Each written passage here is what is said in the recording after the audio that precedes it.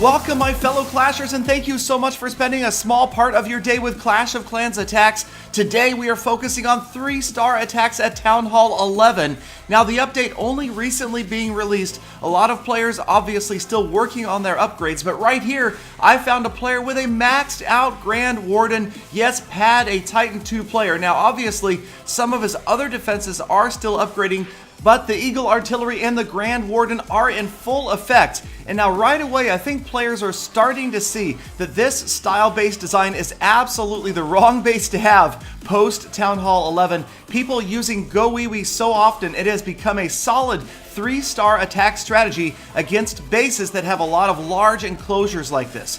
Another observation, the fact that kill squads not necessarily a big deal like we expected them to be perhaps before the update. A lot of the reason there though is because of the aura of the Grand Warden. That passive ability gives such a significant hit point buff to all of the units in the area that it really makes sense to keep your units tightly grouped together and get them moving in, especially there when you use the Eternal Tome. And I try to time that whenever the units are taking the most damage, and at that point we had Teslas, we had Infernos, we had the Archer Queen all firing on our units, so that additional 5 seconds of invincibility makes a big difference. And now the witches are just overrunning the core along with my Archer Queen, and that is the end of this Town Hall. That's the 2nd star already.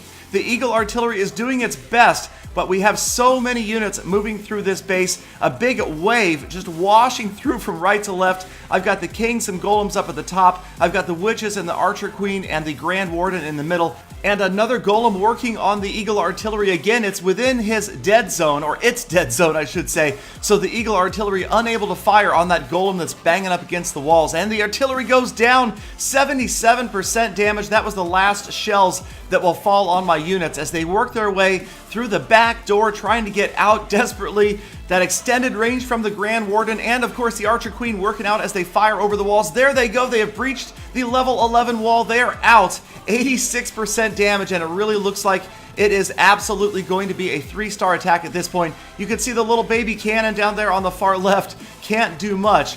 And it's funny, for a moment there I was a little bit worried. Everybody went up towards the top of the base, leaving the cannon behind all by its lonesome. And then the Archer Queen, she finishes off this other gold mine and goes down to get the cannon because she can get it without having to go through another wall. There goes the cannon, and she turns back around, heading back up towards the top, and now the wall is breached.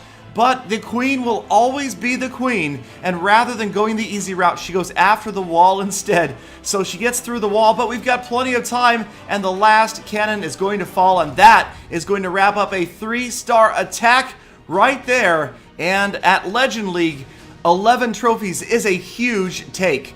Now we've got Glider, who has just recently joined Legend League as well, and he's found himself another Town Hall 11, again, with some of the defenses still upgrading. You can see the little Archer Tower, the little Wizard Tower, and even the Expo. Glider bringing 4 jump spells along with only 4 witches, so going very wizard heavy, but again, a wide open base design, and with the use of the Grand Warden's passive ability, helping those units survive longer. It's really overpowering even against these Town Hall 11 bases, but I do feel like once all of the new defenses, the Expo, the Archer Tower, the level 9 Wizard Towers, are fully upgraded, that they are going to combat these 3-star attacks. I still think the Witch attack is kind of overpowered right now. We'll see if 5 level 9 Wizard Towers will help slow it down, or there may be other balancing changes coming to the game shortly, you never know. But here it is, Glider working his way in. He's got the Town Hall just about down, and there it goes. So the Town Hall's down for the 1st star, and shortly this giant wave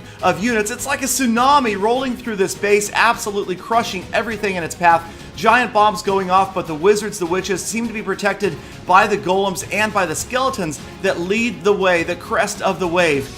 And the Grand Warden always doing a good job of shielding himself behind somebody else. It almost looks cowardly the way he hangs so far back, but it's because he has such a long range with that staff. There's no need for him to get up close and personal to defenses. So one of the reasons that we are seeing him live so long in battles, and I like it, love to see his aura continue to envelop all of those units in the area. 92% damage, and we know where this attack is going. Glider just about to wrap up another 3-star, and so overpowered. Look at just the sheer number of units that are still alive at the end of this attack. Full health Queen, full health Warden, and there it is. Glider grabbing another 10 trophies on his way to Legend League.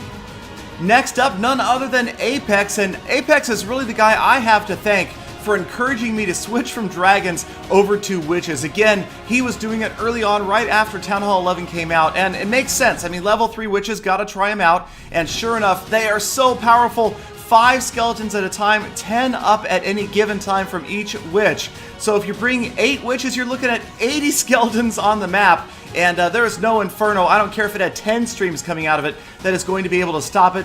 The Eagle Artillery, the splash damage is such a small area that it doesn't seem to affect the witch attacks. Maybe that's something that we'll see changed to the Eagle Artillery in the future, is a larger splash damage radius.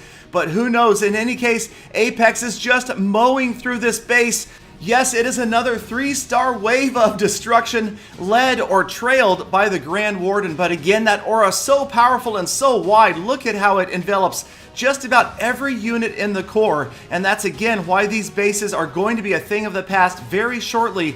I would expect within the next couple of weeks that you almost never see this base design again. It's just absolutely broken against witches, and it's just so vulnerable. So many 3-star attacks, and you really, even with as many defenses as they have in there, have no chance at stopping a witch attack like this. Only maybe a lucky splash damage hit, or several, or some well-placed giant bombs. But with those golems leading the way, the giant bombs almost always triggered either by the golems or by the skeletons themselves. So who knows, maybe that will be another change if they boosted giant bombs. Now, I'm not suggesting they nerf witches, I'm not by any means, I love it, but again, this is generally what we always see in Clash of Clans. If something is out of balance, it is going to be brought into balance either by boosting the stats of something else or reducing the stats of the unit itself. So I anticipate a change. In any case, we're enjoying the 3-star wins in the meantime, and Apex on his last structure, there it is, wrapping up another 3-star win, and he also made it to Legends League just shortly after that attack.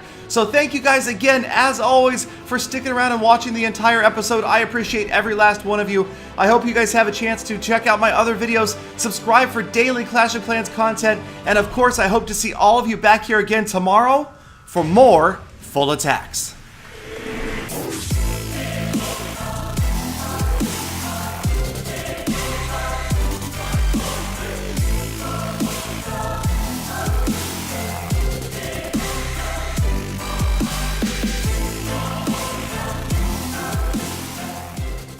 Galley Dog, jeez, how many legends do you have in Lost Phoenix?